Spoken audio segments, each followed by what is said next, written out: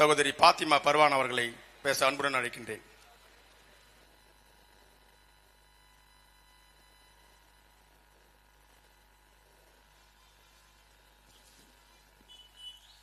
ஆதித்தமிழர் விடுதலை இல்லையேல் மீதி தமிழர் விடுதலை வெல்லாது என்ற முழக்கத்தோடு பகுத்தறிவு பாட்டன் அயோத்திதாச பண்டிதர் அவர்களுக்கும் சமூக நீதி போராளி இரட்டைமலை சீனிவாசன் அவர்களுக்கும் சமூக அரசியல் பெரியார் தாத்தா MC ராஜா அவர்களுக்கும் பெரும்புகழ் போற்றும் இந்த பெருவிழாவை நடத்தி கொண்டிருக்கும் ஆதி தமிழர் விடுதலை இயக்கத்தை சார்ந்த ஐயா வினோத் அவர்களுக்கும் நாம் தமிழர் கட்சியின் பொறுப்பாளர்களுக்கும் கூடியிருக்கும் தாய் தமிழ் உறவுகளுக்கும் என்னுடைய பேரன்பு வணக்கம்.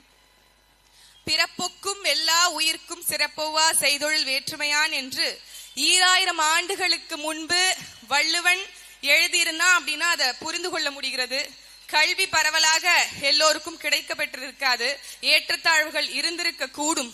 ஆனால் 75 ஆண்டுகள் சுதந்திரம் பெற்ற இந்தியாவில் இன்றும் இன்னைக்கு இந்த குரலை நாம் நினைவுபடுத்த வேண்டிய கட்டாயம் இருக்குது அப்படின்னா அது ஒரு அவல நிலைதான் அப்படின்னு நம்ம சொல்லலாம். ஆனால் இந்த திருக்குறளை நாம் எல்லாம் வாசிப்பதற்கே காரணமாக இருந்தவர் தான் தாத்தா அயோத்திதாச பண்டிதர் அவர்களும் அவருடைய குடும்பத்தார்களும் என்பது நாம் அனைவரும் அறியாத செய்தியாக இருக்கக்கூடும்.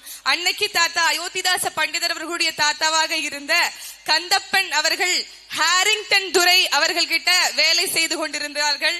அப்போது அவர் எல்லிஸ் என்கின்ற, உங்க எல்லாருக்கும் தெரிஞ்சிருக்கும், பிரான்சிஸ் ஒயிட் எல்லிஸ் அப்படிங்கிறவர் பிரிண்ட் வச்சு திருக்குறளை அச்சிட்டு இருந்தார். அயோத்திதாச பண்டிதர் ஐயா அவர்களுடைய தாத்தா தான் கையில் இருந்த ஓலைச்சுவடிகள் எல்லாத்தையும் கொடுத்து அதை அச்சிட செய்தார். அப்படி 1812 வாக்குல தான் நமக்கு கையில திருக்குறள் அச்சிட்டு கிடைக்க பெற்றது. அத்தகைய பெருமக்கள் தான் இவர்கள். ஆனால் வெறும் இந்த சிறப்பான செயல்களை மட்டும் செய்தார்களானா? இல்ல. அதாவது எங்கெங்கெல்லாம் ஒடுக்கப்பட்ட மக்கள் விளிம்பு நிலையில் இருந்தார்களோ அவர்களுக்கான குரலாக எல்லா இடங்களிலும் ஓங்கி ஒழித்திருக்கிறார்கள். அயோத்திதாச பண்டிதர் அவர்களும் தாத்தா இரட்டைமலை சீனிவாசன் அவர்களும் நெருங்கிய உறவுக்காரர்களாக கூட பின்னாட்களில் ஆகி போனார்கள். இரட்டைமலை சீனிவாசன் அவர்களுடைய தங்கையைத்தான் தாத்தா அயோத்திதாச பண்டிதர் அவர்களும் மனமுடித்து இருக்கிறார். ஆனால் அவருடைய சிறப்பு என்ன அப்படின்னா, லண்டன் கான்பரன்ஸுக்கு போயிருந்த போது தன்னுடைய சட்டை பையில நான் ராவ் பகதூர் இரட்டைமலை சீனிவாசன் பறையன் என்று எழுதிட்டு போனதுதான் அங்க இருக்கக்கூடிய மிகப்பெரிய சிறப்பு அப்படின்னு நான் நினைக்கிறேன். யார் என்னுடைய பெயரை பறையன் என்று தாழ்ந்தவன் என்று சொல்லுகிறானோ அவன் முன்னாடியே நான் உயர்ந்து காட்டுவேன் என்கின்ற ஒரு பெரிய புரட்சி அந்த காலத்திலேயே செய்தவர் தான் ஐயா இரட்டைமலை சீனிவாசன் அவர்கள். அதே போன்றுதான் நம்மளுடைய MC ராஜா அவர்களும். தாத்தா, நம்ம எல்லாருக்கும் பாட்டு தெரியும், சாய்ந்தாடு அம்மா சாய்ந்தாடு, பாப்பா பாடல்கள் எல்லாம் தெரியும். ஆனா இதெல்லாம் இவர்கள் தான் எழுதி வைத்தார்கள் அப்படிங்கிறது நம்ம எத்தனை பேருக்கு தெரியும் எனக்கு தெரியாது. ஆனால் இதை எல்லாத்தையும் இவர்கள் மறைத்தாலும் இன்று பள்ளிக்கூடத்தில் படிக்காததை, கல்லூரியில் படிக்காததை நாங்கள் தேடி தேடி படிக்க செல்கிறோம் என்றால் அதற்கு காரணம் என் தாய்மாமன் சீமான் அவர்கள் தான் என்பதை நாம் மறக்கவே கூடாது.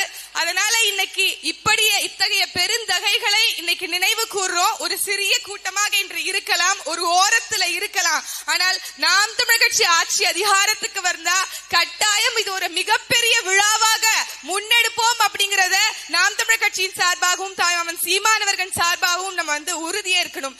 இவ்வளவு ஆண்டுகள் கழித்தும் இவர்களை இன்னைக்கு ஐயா காமராசர் அவர்கள் கொண்டு வந்த மதிய உணவு திட்டத்தை பெருமையாக பேசுகிறோம். ஆனால் அன்றைக்கு காமராசர் அவர்களுக்கு முன்னத்தியராக மதிய உணவு திட்டத்தை கொண்டு வந்தவர் தான் ஐயா இரட்டைமலை சீனிவாசன் அவர்கள் அப்படிங்கறத நம்ம எல்லாரும் மறக்கவே கூடாது. அப்படி ஒவ்வொருவருக்கும் தனி சிறப்புகள் உண்டு.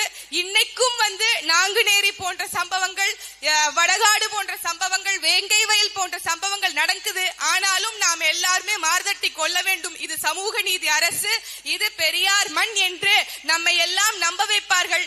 எந்த போர்வையை போர்த்தி நீங்கள் எங்களை ஏமாற்றுகிறீர்களோ அந்த போர்வையே கிழிப்பதுதான் எங்களுடைய வேலை என்பதற்காகத்தான் இன்னைக்கு ஒவ்வொரு நம்மளுடைய முன்னத்தியர்களையும் நினைவு கூறும் வகையில இத்தகைய மேடைகளை அமைக்க வேண்டிய கட்டாயத்துக்கு நாம தள்ளப்பட்டு கடமைப்பட்டிருக்கிறோம்.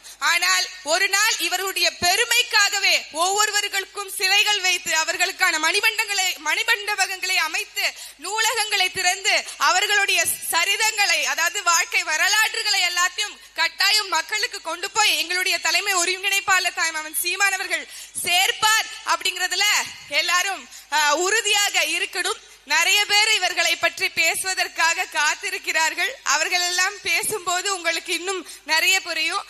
ஐயாவுக்கு என்னுடைய நன்றி, வந்திருக்கக்கூடிய அனைவருக்கும் என்னுடைய வாழ்த்துக்கள். நன்றி, வணக்கம். நாம் தமிழர்.